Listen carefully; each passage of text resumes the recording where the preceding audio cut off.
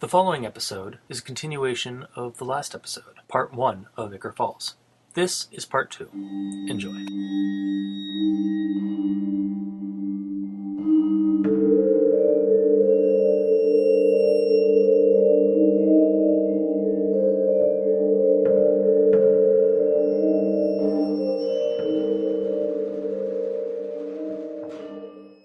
Yeah.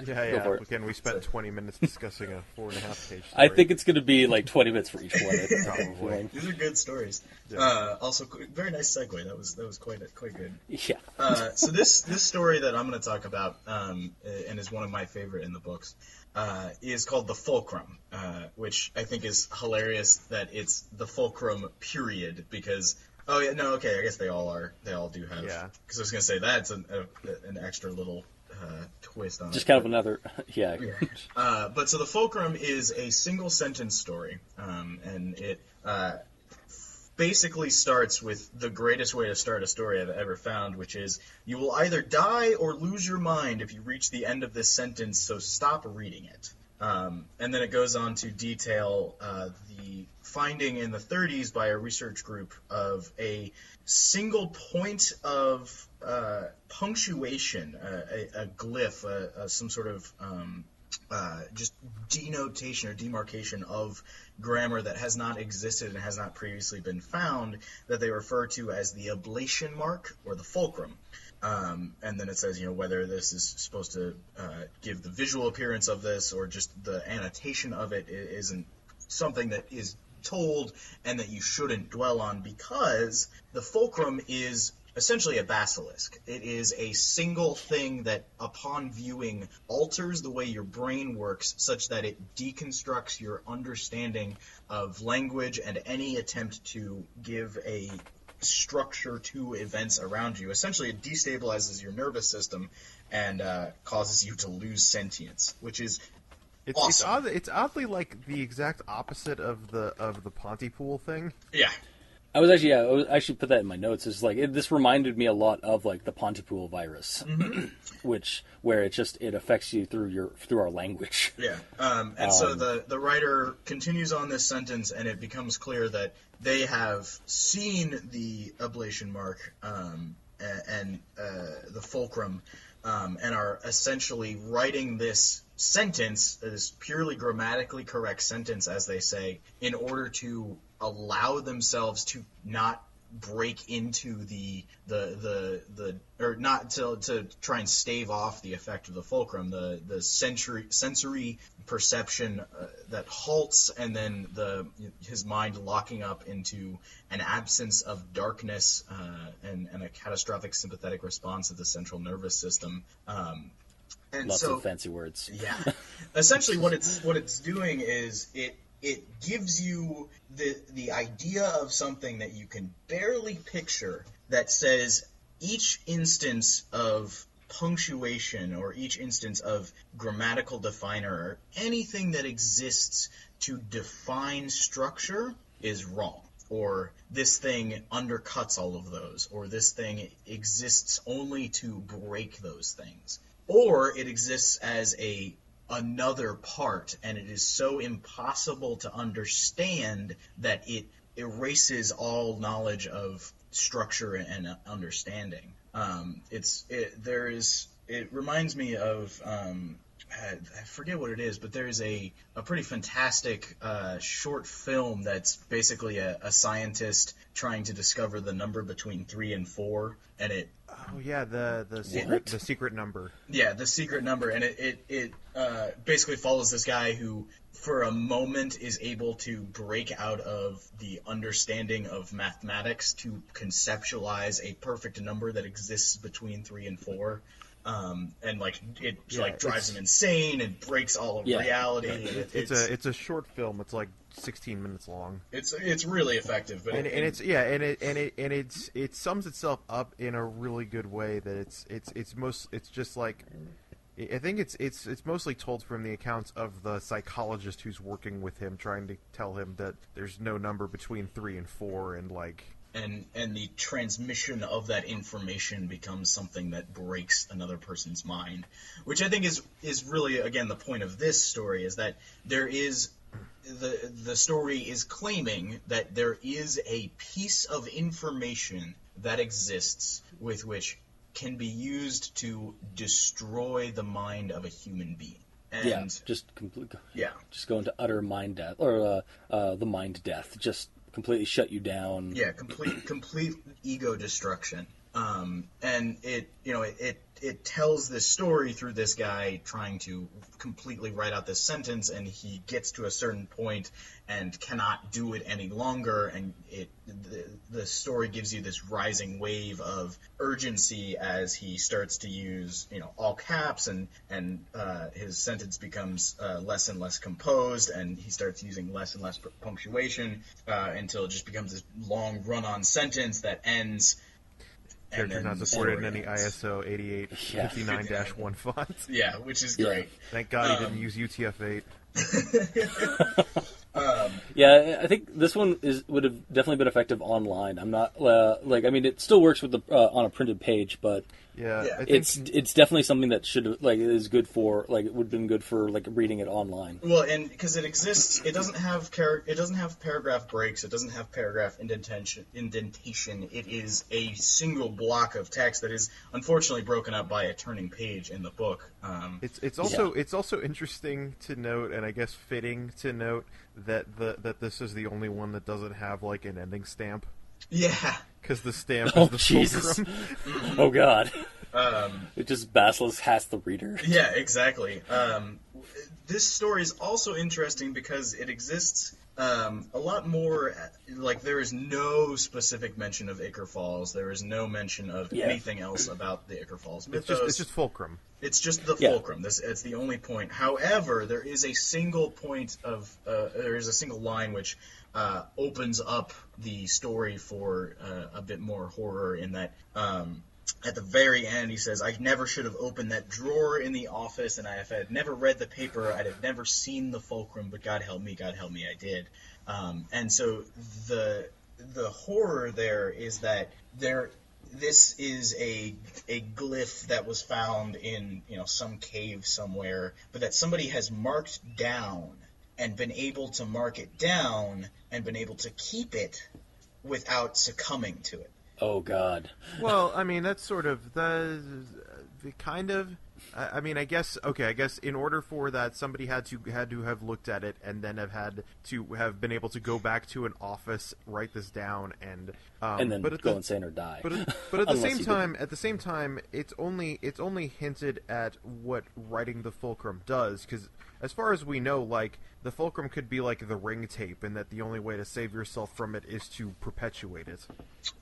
Well, no, not necessarily, because the implication is that this person who's writing the story, who's writing the sentence, has seen the fulcrum and has immediately started writing this in order to stave off its effects.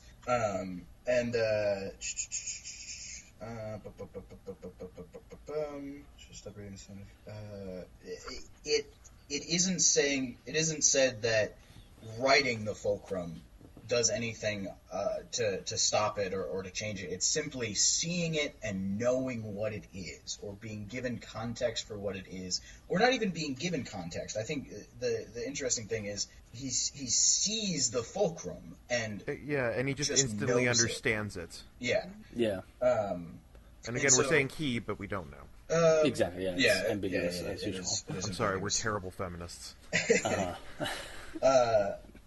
So that's one. I mean, it's a small thing and it requires a lot of inference, but there is the indication that somebody else has written down the fulcrum and put it away, or written a scholarly paper on it, or has some sort of information about it and has just put it in a desk drawer.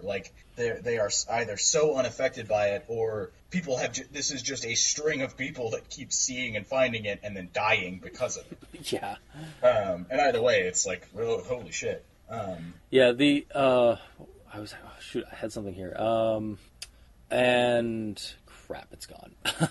One way or another, this has somehow escaped its initial environment. And then somebody has found it and put it in a drawer and been very careless with something so deadly.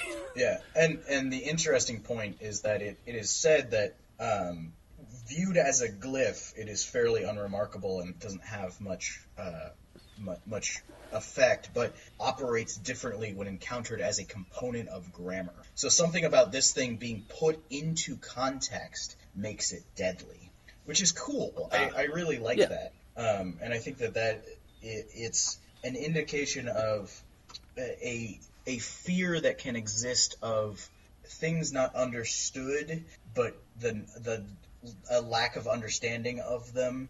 Or when you understand something, you become even more scared of it. Like, you can see this thing and think, that's odd, and then once you understand it, you're terrified of it. It's the realization of the revelation. Exactly, and that's really cool. That's just great. I like this story because it doesn't have a whole lot of extra fluff to it. It is just the very insistent last message of somebody who knows they are dying and are succumbing to unknowable horror. And I think the thing is that, like, the interesting part about it is that the story that comes from it is the story that you infer from it. Mm-hmm. Because the story as it stands, the story as it stands, like, I think as we said, is just it's a huge fucking runoff sentence, like. Mm-hmm. Yeah. Actually, yeah. Is that okay? So, is it actually grammatically correct at all? Yes, like, it is. Except for really, have you actually gone through and diagrammed it? Did you actually go through it? Yeah, except for the fact that it doesn't end with an actual piece of punctuation. Yes, it is grammatically correct. It ends with a fulcrum. Well, okay, yes, it does end. You just can't perceive it. But yeah, no, it's a grammatically correct sentence, which is really cool. Huh. Okay. Wow. Mm-hmm. Yeah, because it's like, what, 2 pages of... Yeah, it's something like 500 words of just one long run-on sentence. Yeah, it's cool. Yeah, it's definitely cool as a...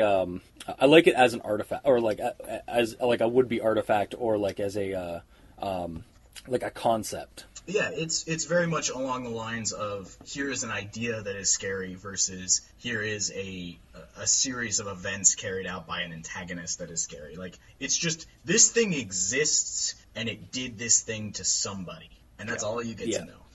Yeah. And then I guess I guess we're good with Fulcrum. I think that is all it. right. We'll go into the Gambler, or it's called the Gambler Online now, but it's the Opossum Society in the book. Oh, I didn't know the title had changed. That makes a lot more sense. I think it's the Opossum Society in the actual book, but but when I looked it up online, because we were actually able to find these on creepypasta.wiki. If you actually look up the names for them. I mean, it's also possible that that's an archival error. Yeah.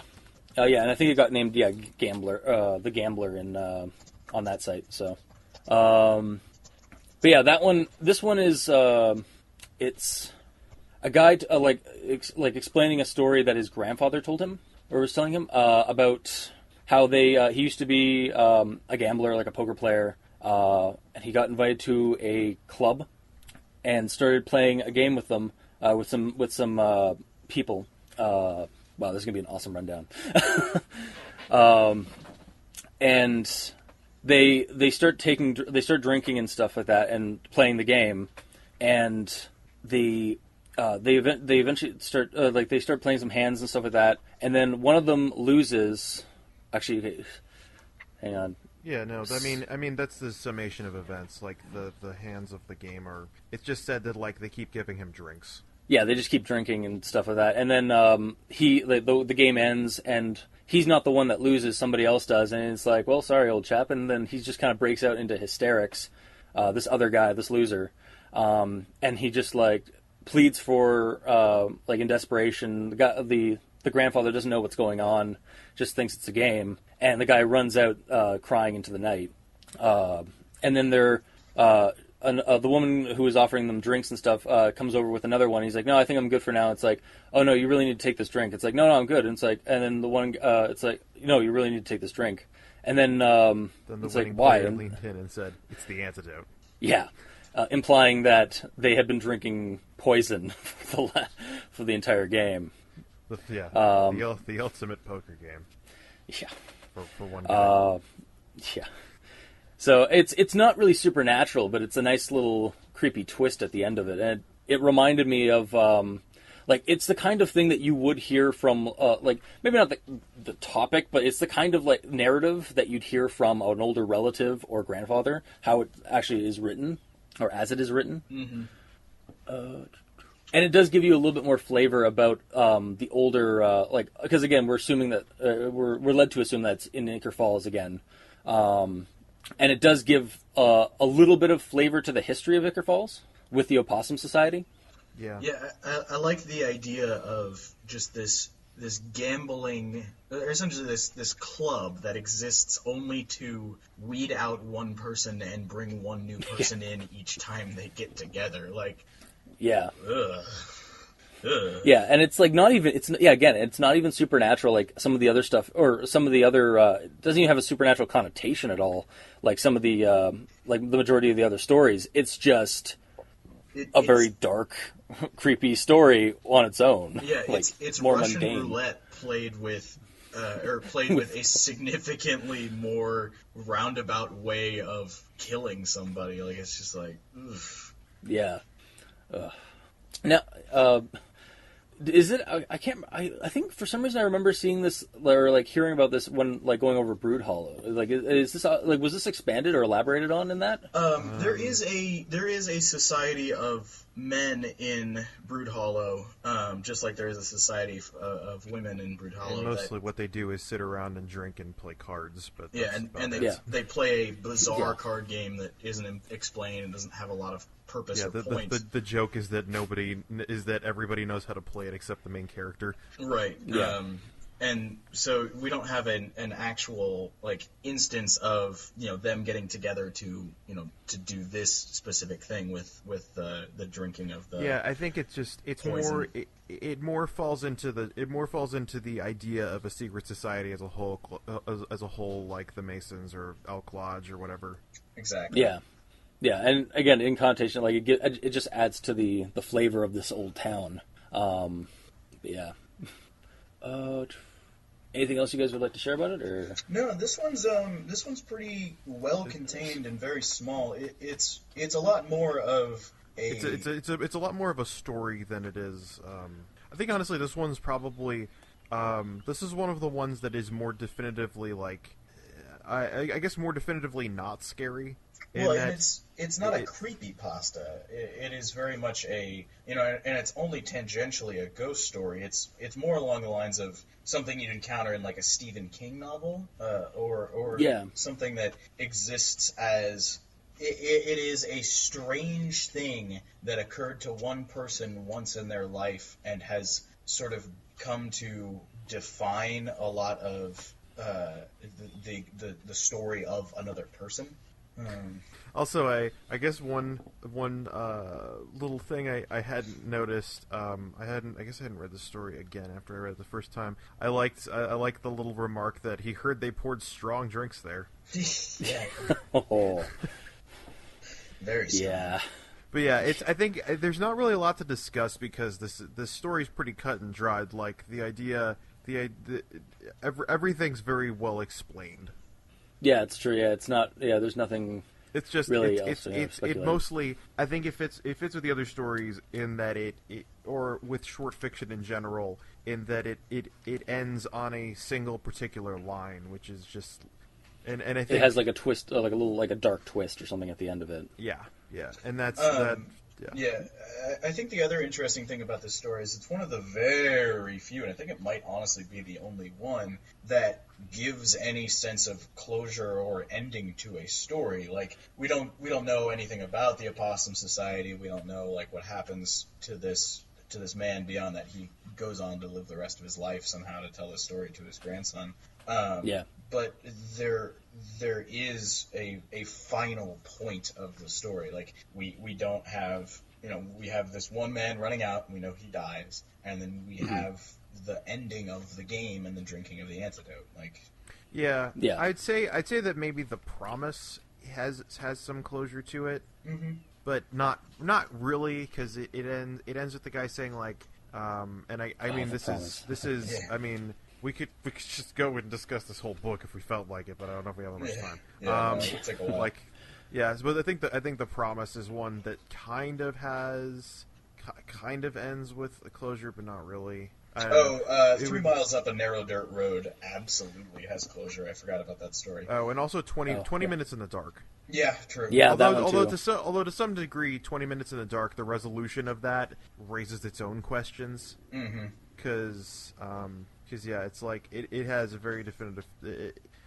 I guess we have to start discussing other stories if we want to discuss like what we know about them at this point. Right. Yeah, I think we'll I think for this episode we'll just do like the 4 we have, and then like maybe down the road we'll do another one with there's the other stories. Essentially, read this book because this book is so good. There's Read so this much book in or this book. find you can find all the stories online. People have taken them and put them on the Creepypasta archive, but I don't know. Yeah, the book's like $8 on Amazon, And Yeah. very, very worth it. Very well put probably together. Also- probably less on Kindle. Yeah. Yeah. Also, I should note, there's actually also like a lot of things like when with these creepypastas, I tend to refresh myself on them by listening to them on YouTube, because that's the one thing about creepypastas, is that there's a lot of readings of these stories. Mm-hmm. And for these ones in particular, I was able to hunt down refreshers for all 4. That's cool.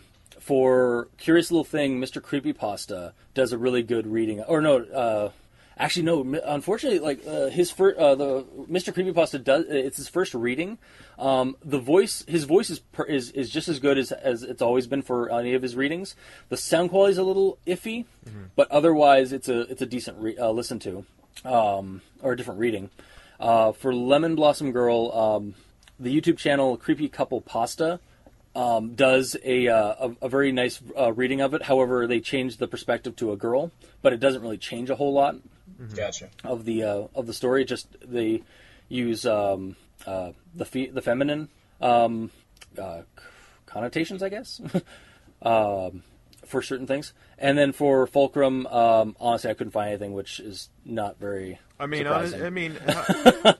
Fulcrum is probably the one that absolutely needs to be like read. Yeah. Yeah, you really do need to read that one in order to actually How listen to it. how do you read aloud a story that's about punctuation? Yeah, exactly. And then The Gambler or The Opossum Society has a great reading by Creepy Vegeta 241000. I love the YouTube video. I love the YouTube channels. Does he read it as the Creepy Prince of all Saiyans? Yeah, apparently. Those first those 3, Lemon Blossom Girl, Curious Little Thing, and the Opossum Society, are all done really well for reading. So if you don't feel like reading them, or if you don't feel like reading it again, they're out there. And yeah, the book's out for $8 on Amazon. These are also all archived online on creepypasta.wiki. I think that's pretty much about it. I gotta say that just as a final note, I do like that the final story is the shining one from above the clouds, which, as far as setting up this whole thing goes, actually gives a pretty good resolution to everything and a pretty good. Yeah, it does. It does kind of tie everything together. Yeah, it gives it gives an actual thread of mythos to Ichor Falls. And when I went and took this book and tried to make a campaign out of it for a role playing game, and that was essentially what I took for the main thread of the story, is that this Shining One is the point and the reason for Ichor Falls. Well, I mean, if you look at it, the Shining One is the perfect companion story to Welcome to the Falls. Like the Falls says all these things happened. The Shining One story is a legend that says this is why these things are happening. Exactly. Yeah, and I like how it's the last one, because like you've read all these other stories prior, and then this one just kind of helps to weave everything together in a certain way. Absolutely. I will say probably the scariest one in this book is absolutely the Stillwood King, because it's gross and horrific. Yeah. And then and I almost get a Slender Man vibe off of it. Oh yeah, to absolutely.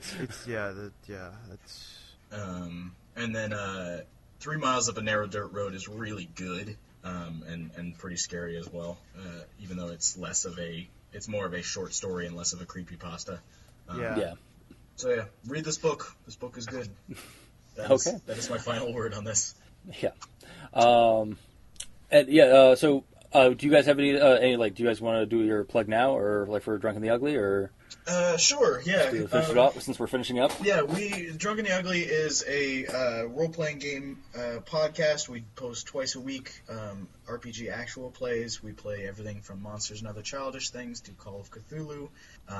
Our longest-running series is Mrs. Frida's Halfway Home for Terrible and Freakish Children, and we're very proud of it. It's quite good. Come and listen to it.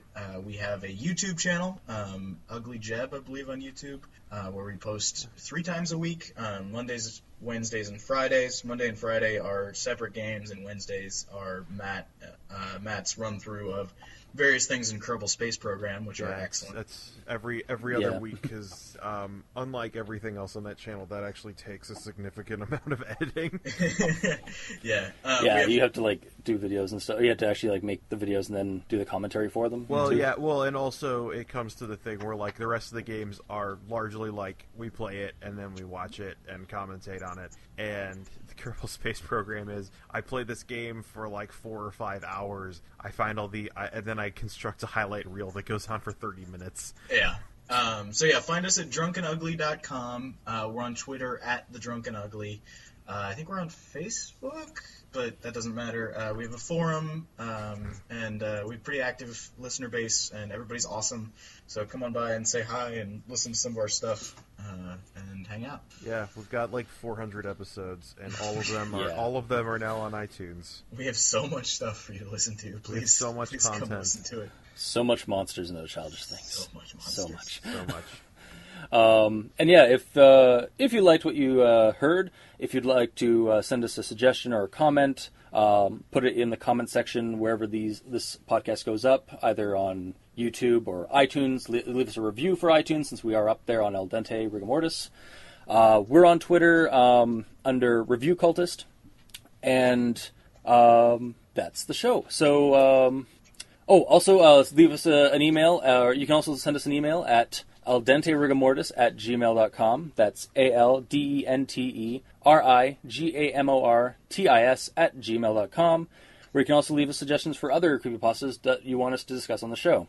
So, until next time, I have been your host, Review Cultist, and this has been Sam and Matt from The Drunk and the Ugly, and this has been Al Dente Rigamortis. Sleep well.